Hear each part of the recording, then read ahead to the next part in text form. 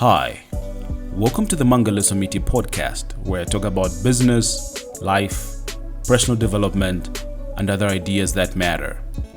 I am your host, Mangala Samiti, and I am many things: a chartered global management accountant, CFO, author, voiceover artist, and so much more.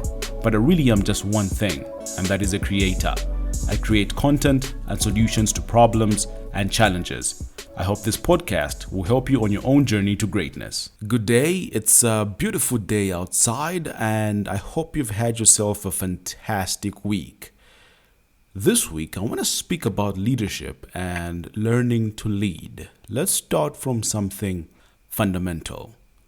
The current proposition is that leadership is the absence of self-interest, and these two, leadership and self-interest, are two sides of the same coin. The absence of self-interest is the presence of leadership, just as the absence of darkness is the presence of light. Stop thinking about leadership as a position, but rather as a skill. A skill anyone can learn. People are not born with it, they learn it over time. The truth is, we've all displayed leadership more times than we can think, even when we're not in leadership positions. The time a friend needed a shirt and you gladly gave them one. The time a colleague needed a ride home and you were more than happy to oblige. Even the time your boss needed a report done but couldn't get to it and you were excited to step in and do it on their behalf. These are examples of leadership, and great leaders know how to identify and use these opportunities to align what they also want with what someone else needs to ensure a win-win situation without making it so fundamentally obvious. You don't have to be a manager in your company to display leadership. You see, the art of problem solving involves the process of identifying the problem itself. The problem never comes to you and says, "Hey, here I am, I'm a problem, solve me." Like a doctor, you must diagnose the problem first to be able to recommend the best medicine to use to overcome it. Let me ask you a question. Why do people get employed? Why do you get a job? As a job seeker, you need to understand the why, because the why is very important. If you're already employed, you'd ask, why do certain people command higher salaries than others? You see, understanding the why puts you in a much better position to elevate yourself. If you're seeking employment, an employer is not looking to employ you so they can pay you a salary. They employ you because they have a problem that needs a solution, and that problem is their time. They don't have the time to do everything in the business. Time is the limiting factor. If they do not really know how to perform the function, they don't have the time to go learn the skill because they need to focus on other problems. So they would rather employ you, motivate you, and pay you a salary to perform that function.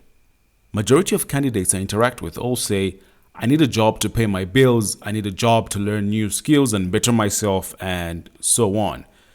You see, this is always a self-interest approach, and though it's not wrong because you truly do need to better yourself and pay your bills, it misses the mark if what you're looking for is getting ahead of your competition. You see, the leadership approach, which very few apply and hence are always in demand, say, I want that job to solve the problems of the company and its people.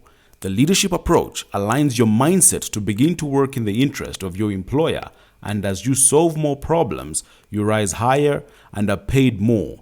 The shareholders have entrusted their business to the CEO and the rest of the board of directors. This management team always works to better the business, increase the bottom line, and strengthen the balance sheet by looking for more opportunities and going after them, solving weaknesses and eliminating threats. Because of this, they are paid significantly more than everyone else. Once you understand and begin to apply the leadership approach, you start to see changes and will also grasp how to command a higher pay if already employed. The same thing applies in business. If you put the customer first and address the customer's needs, and you begin to lead by putting the customer's interest first and yours last, by beginning to serve the customer and provide a solution to the customer's needs and challenges and wants and demands, you will then begin to create value and begin to build loyalty by having that customer continue to buy from you. So I encourage you to use the leadership approach, adopt it, learn it as a skill, begin to see things from a leadership and self-interest point of view. See yourself as a leader and begin to lead by sacrificing self-interest in the betterment of others. Please send me an email on mangaliso.meety@gmail.com for any feedback that you may have. I've been enjoying your feedback greatly and immensely. Thanks so much for tuning in. I wish you a fantastic week. Until next time.